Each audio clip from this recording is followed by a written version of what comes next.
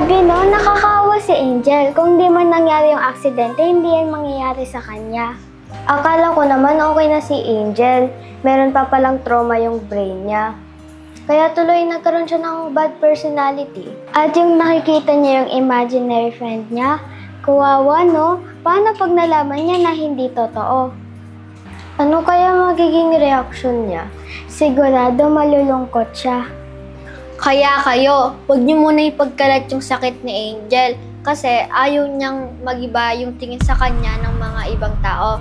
Pero Zach, ayaw niya naman mangyari yun sa kanya, di ba? Ayaw niyang maging masama, di niya lang makontrol.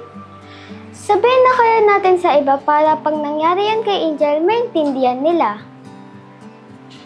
Huwag muna natin siyang pangunahan. Yung magagawa muna natin is tulungan siya, alalayan siya, ipagtanggol siya. Yun muna yung magagawa natin.